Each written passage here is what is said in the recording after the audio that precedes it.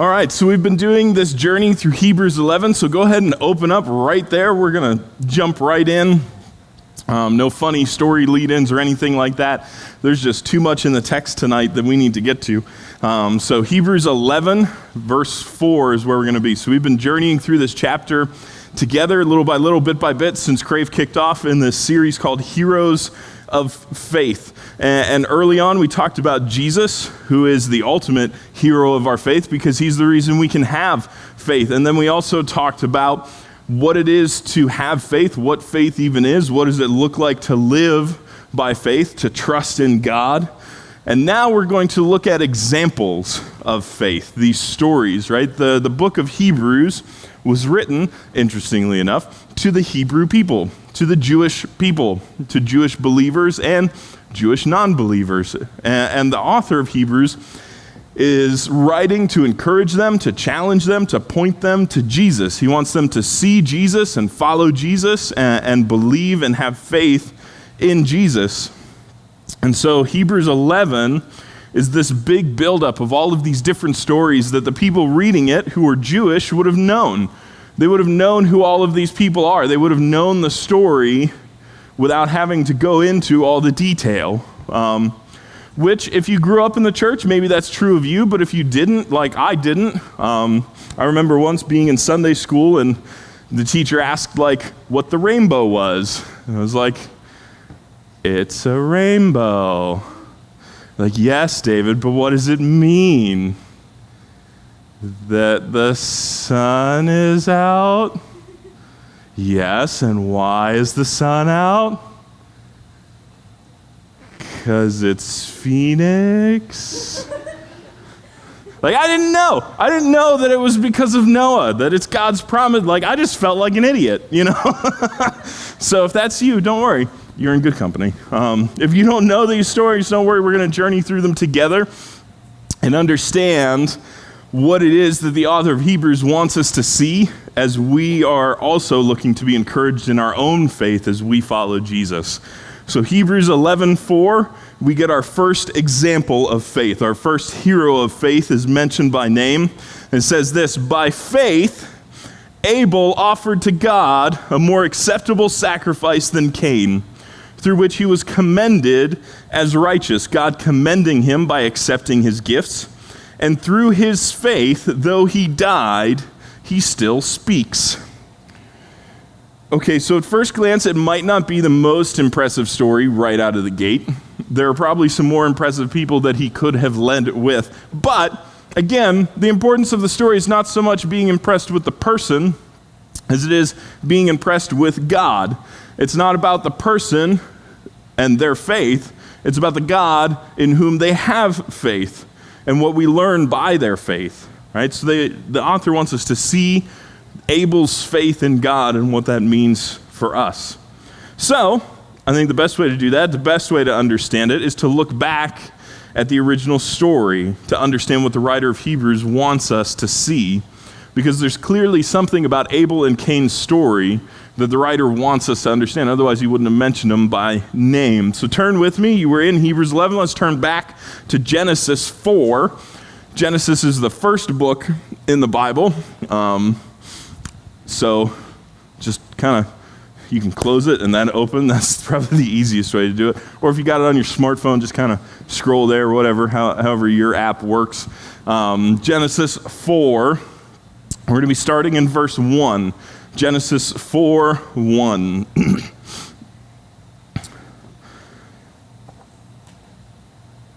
Genesis 4:1. Here we go. Now Adam knew Eve, his wife. It's not like, oh, I know who she is. Anyway. And she conceived and bore Cain. If you're still confused, ask your parents later. Just open Genesis 4. Dad, what does this mean?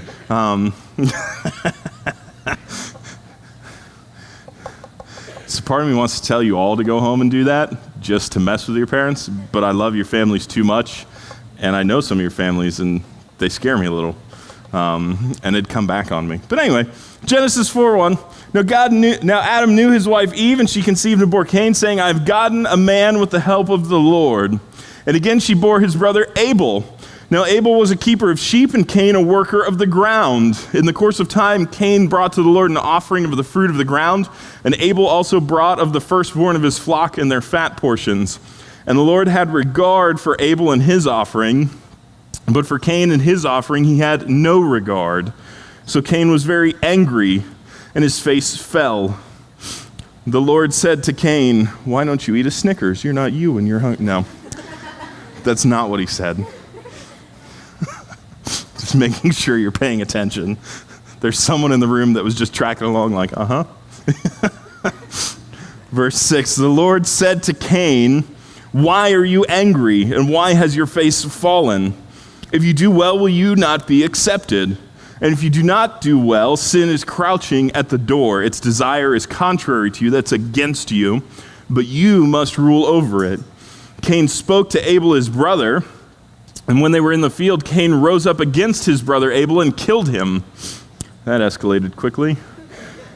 Then the Lord said to Cain, "Where is Abel, your brother?" He said, "I don't know. Am I my brother's keeper?" And the Lord said, "What have you done? The voice of your brother's blood is crying to me from the ground. And now you are cursed from the ground, which has opened its mouth to receive your brother's blood from your hand. When you work the ground, it shall no longer yield to you its strength. You shall be a fugitive and a wanderer on the earth." So we see in this story two brothers, two sons of Adam and Eve, two men at the very beginning of human existence, coming to God each with an offering. Right? This is obviously after the fall of mankind. They've sinned. Adam and Eve sinned. They ate from the tree of the knowledge of good and evil. They disobeyed God. They trusted in themselves rather than trusting in God. And for that, they earned death. They brought death and sin into the world. The world has broken. It has fallen into sin. And so now we pick up with these two bringing an offering to God. Abel brings a sheep. Cain brings an offering of the fruit of the ground. That's just like produce, vegetables, fruit. That's just things he grew. God accepts one sacrifice and rejects the other. God had regard that is accepted Abel's sacrifice, but for Cain's sacrifice, God had no regard. He did not accept it. Why? Right? As we read stories in Scripture, we should always ask questions of what we read. We shouldn't just sit there and go, "Oh, okay, so that's what happened." We should ask the question, why? Why does God accept one and not the other? Why does God accept Abel's offering and not Cain's? They both brought something. They both offered it in worship. They both give offerings to God. Why does God accept one and not the other? Is God craving lamb chops and not a salad? I can understand that, but I don't think that's the case. To look at the story on the surface, though, it would almost seem unfair.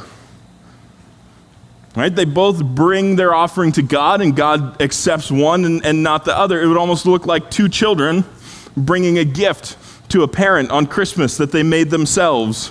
Right? Like, I made this for you. Right? Yeah, it's so precious. And in walks Abel with his little Play-Doh sheep, and he offers it to God, and God's like, "Oh, thank you," and gets all excited. And then in walks Cain with a rigatoni necklace, and God's like, "Eh." Some of you, there's a deep hurt buried somewhere in there over your own rigatoni necklace somehow ending up in the trash. You can find Kevin, and he'll unpack that with you later. Right? And so we can look at it, though. We can look at this story, and we can wonder what is going on. Why is one offering accepted and the other rejected? Why is Abel's offering accepted and God is pleased with it, and God rejects Cain's offering? They both tried. Why doesn't God care that Cain tried? We can almost begin to feel bad for Cain. I mean, right up until he kills his brother, then we kind of stop feeling bad for him. But in this moment, can't you kind of understand why Cain walks away angry? I can. He tried. He brought from what he produced, from what he made. I've heard it taught before that Cain brought bad, rotten fruit and produce. I don't think that's true. Number one, the text doesn't say it, So we should never assume of something that isn't said. So we should never assume that the Bible is, it doesn't say it, so that's not the case. So that's just bad teaching, I think.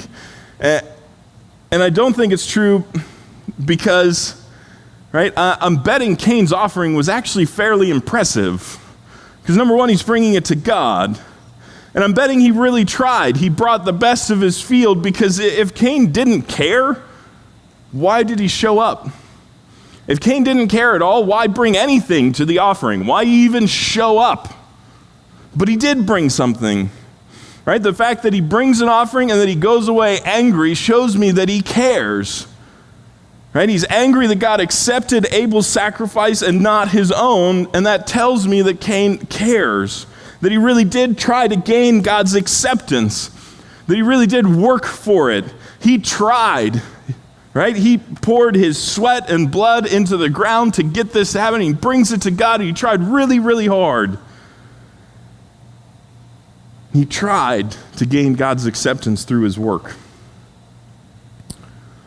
But acceptance from God isn't about how hard we work. It's not about how hard we try. It isn't about what we do. We cannot gain God's acceptance through our hard work, through our good works. See, it's about faith.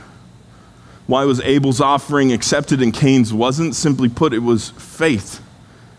It doesn't say it explicitly in Genesis, but Abel's actions speak to his faith, and the author of Hebrews points us to his faith. The author of Hebrews draws the conclusion for us. Hebrews 11:4, by faith, Abel offered to God a more acceptable sacrifice than Cain, through which he was commended as righteous, God commending him by accepting his gifts.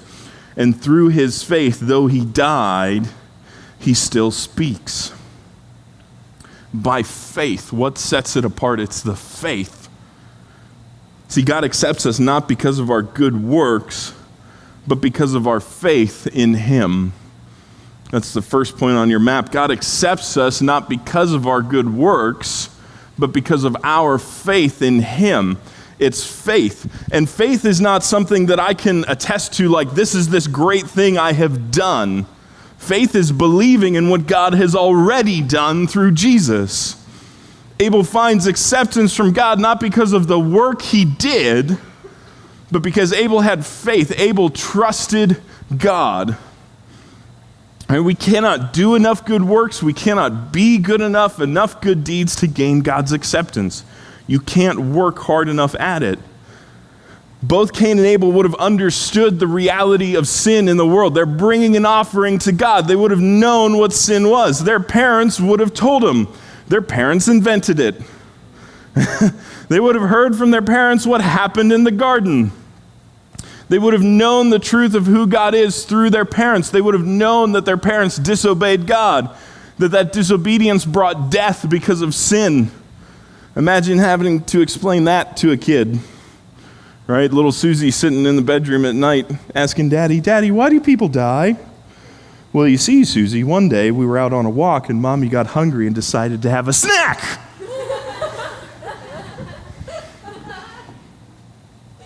I don't think Adam and Eve had a little Susie. Maybe they did. But at some point, they would have had to explain to their children, the state of the world, what happened. They're standing now with God. And so Cain and Abel know that they're sinners. They know that they have disobeyed God. God speaks that to Cain. He's saying, turn from sin. Its desire is for you. It will consume you. It will destroy you. Right? They both bring the offering and worship. So clearly they know the importance of worship and sacrifice. Abel brings God an offering of blood. Abel knows that sin is real and that sin demands death, that he is a sinner. Otherwise, he wouldn't be bringing the sacrifice. Right? And a dead and bleeding animal is not a pretty sight. It's not something nice to look upon. I would say you don't decorate with it, but it's Western PA and you kind of do. But it's still a little gross because it follows you. Right, through the room. But it's not like the pretty mounted ones. It's the it's in the field. It's the roadkill kind. It smells. and the stuff is spilling out. It's gross. But it's not about the beauty of the offering. It's not about how nice it looks. Abel knows that he's deserving of death because of sin, and so Abel offers this animal in his place. That's the point. That's what he's asking. He's asking God to accept this death instead of his own. He's trusting in faith that God will have mercy. He knows that he deserves death, and so he offers this animal in his place. And that's why Abel's sacrifice points us to Jesus, who offered himself in our place. See, we have faith in Jesus' sacrifice, knowing that we ourselves deserve death. But we trust in Jesus. We have faith that God will accept the death of Jesus in our place, that we might be spared and have eternal life. That's a really long point on your map, but there's really only 2 blanks. Right? This is why it's not about good works. This is why it's not about doing enough nice things or enough right things. We deserve death. We cannot repay that except with our death. Our debt demands blood, demands our life be paid. And so Jesus steps in and pays that debt with his own blood, paying a debt he did not owe to purchase us so that we could reap the rewards, so we could benefit, so that we could find acceptance from God. This is why it's not about good works. This is why it's not about being a good person. This is why it's not about trying at all. Faith is realizing there's nothing that I can do to gain God's acceptance. It's about realizing that it's only through Jesus' sacrifice that I can find acceptance, through the sacrifice that God provided. Cain brings an offering of the ground, the work of his hands, the sweat of his brow.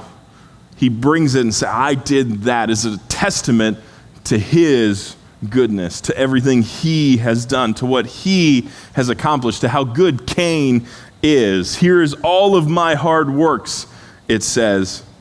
Right? It's his demonstration of how great he is, and says, look, God, accept me. There's no faith in that. Ironically, too, isn't it God who makes the seed grow? Isn't it God who provides the rain and the soil and the seed itself? Is it not God who is the originator of all of our good works? Don't you see? You cannot rely on good works that already originate with God. If you yourself belong to him, what can you add? What can you bring? What can you prove to him? It's not about works. Cain's offering is about himself and not about God. It displays trust in Cain and not God. And when God doesn't accept Cain's offering, Cain goes away angry. But notice God's response. He goes to Cain. The Lord said to Cain, why are you angry, and why has your face fallen? If you do well, will you not be accepted? And if you do not do well, sin is crouching at the door. Its desire is contrary to you, but you must rule over it. God goes to Cain, and he's talking to Cain, and it's not about right actions. Right? It's about his heart. The language is speaking to his heart. It's an invitation more than a prescription to specific action. The door is open for Cain to find acceptance. If you do well, will you not be accepted? God says. If you come to me, will you not be accepted? But he doesn't turn to God. He doesn't trust. He doesn't have faith. Instead, he strikes his brother down. And in this, we see the 2 paths of humanity, the 2 courses of life. Right? You'll walk one or you'll walk the other. You'll either be like Cain or you'll be like Abel. The path of Abel rests in faith, trusts in God completely, seeks to follow him, doesn't trust in works. The path of Cain rejects trust of God for trust in self, rejects God as God and believes in self as God. This is the path that most of the world walks today. This is what I see at work in the world around us. People who would bring their works to God and demand acceptance. And I'm not just talking about religious people. I'm not just talking about church-going people. I'm talking about everyone. I'm talking about the entire world. And when they feel like they disagree, right? God's oppressive. That's the old way of doing things. We know better now. It's the same path. It brings the works of our lives before God, and when he doesn't accept them and he points us to have faith in Jesus, people reject him. When God calls the world to trust in him as God, they reject him. They call him bigot. He doesn't exist, they say. They cast him off as oppressive, as backwards, as ancient, as made up, as irrelevant. And then they persist in their works and their deeds. They live their lives. 1 John 3:12 and 13 says, we should not be like Cain, who was of the evil one and murdered his brother. And why did he murder him? Because his own deeds were evil and his brother's righteous. Do not be surprised, brothers, that the world hates you. The way of the world is the way of Cain, is the way of evil, is the way of wickedness. It's no wonder that the world despises God and despises faith. It's no wonder that the world throws God off, wants nothing to do. It's no wonder that the world will continue to reject and despise people of faith. We're called to have faith all the same. Right? In the midst of it, we are called to have faith all the same, to trust in God even more, to trust in God even when it runs counter to what the rest of the world is doing. Jesus tells us to let our faith shine like light into the world, to not hide it away. But sometimes shining light into darkness means exposing darkness. Sometimes shining light into darkness makes you a target. Sometimes shining light into darkness makes you stand out. I think that's why so many times we really only live out our faith where we feel it's safe, where there are a bunch of other lights around, so our light just kind of blends in. But the places of this world that need light the most are the places that are just completely and utterly in darkness. And I'm betting that you don't have to go too far in our world, in our little county, to find darkness, to find people living in darkness. Living out faith, living in the light will bring us into conflict with the world. If we could keep living and persisting and doing things like we'd been doing them, Jesus didn't need to die. Jesus didn't need to die on the cross. If we could just continue to live life being God, making our own decisions, deciding what's right and wrong for ourselves. The world despises faith because it calls them to trust in God and not in themselves. Because it calls them to come and to follow rather than to be the ones deciding to come and to follow Jesus. That's the invitation. See, faith is acknowledging that our best is not good enough. Faith is acknowledging that our best is not good enough. It is knowing that you are not good enough. It is knowing that you on your own are not good enough. That we will never be good enough. That's why we need Jesus. That's why we trust in his sacrifice. It doesn't matter how many good things you do in your life. It doesn't matter how many mission trips you went on. It doesn't matter how many old ladies you helped across the street. It doesn't matter how many people you haven't hurt compared to people who have hurt people. Because that's our favorite measurement of how good we are in our society. Have you ever noticed that? Whenever the question of morality is brought up, it's, oh, well, at least I'm not a serial killer. Like, that's the benchmark we're supposed to live by. I've killed 4 or less people in my life, so therefore I must be pretty good. That is a horrible benchmark. Our best is not good enough. What matters is that we trust in and follow Jesus. What matters is what he did on the cross, because his best was enough to pay for our sin.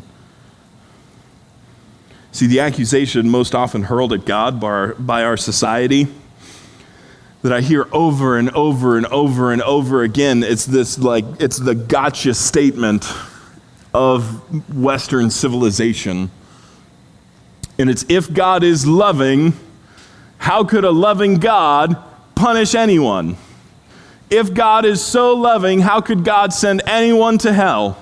If God is so loving, I should be able to do whatever the heck I want my entire life and spit in his face and stomp on his name and use the name of Jesus as a cuss word day in and day out. And then when I get to heaven, if God's really loving, he's got to let me in.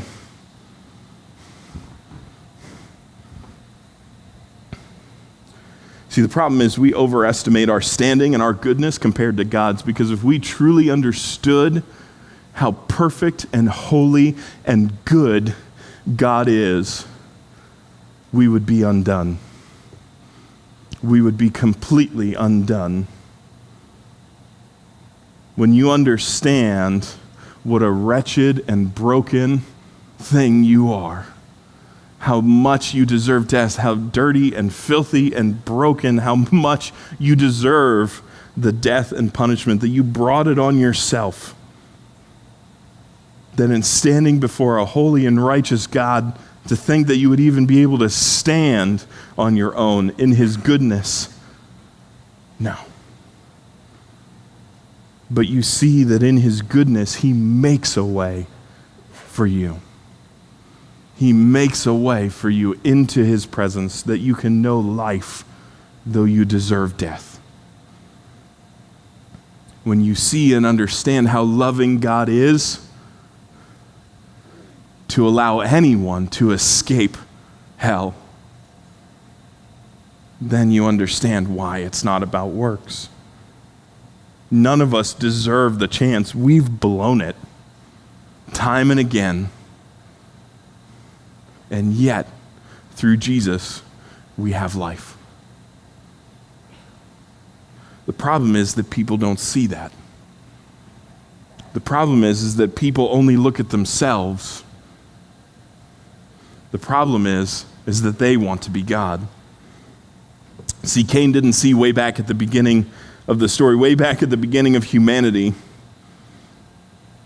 The conflict at issue is that we demand acceptance from God on our terms.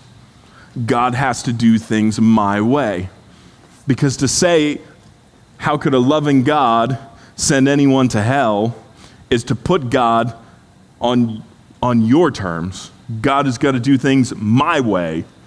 You see the problem with that. See, we cannot follow God on our terms. To have faith is to follow God on his terms. We cannot follow God on our terms. To have faith is to follow God on his terms. To have faith is to live life God's way, not our way. To trust him, to walk with him, to believe in him, to listen to what his word says.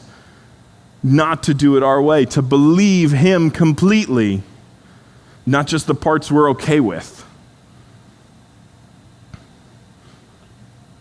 We know what is good. Just like Cain, we know how to find acceptance. We know where to turn to receive life. And so the option is to trust him completely or to turn and reject him. Those are the two choices. Those are the two paths. Cain brings his offering and grows angry when God does not accept it. Cain grows furious when God rejects the offering because Cain wants God to do things his way. Cain's anger and his actions show that his contempt for God is real. How dare God tell me what is and isn't okay? How dare he? How dare God reject my offering, my work? Cain strikes down his brother in God's place. I think if Cain could have, he would have struck down God. Because Cain was Cain's God. See, that's the reality of most of humanity. Most people live life as their own God. Most people live life determining themselves to be God. That was the temptation for Adam and Eve. That was the temptation in the garden. Did God really say not to? Well, God knows he's holding out on you. If you eat of the tree of the knowledge of good and evil, you'll be like God. You can know and decide what's right and wrong.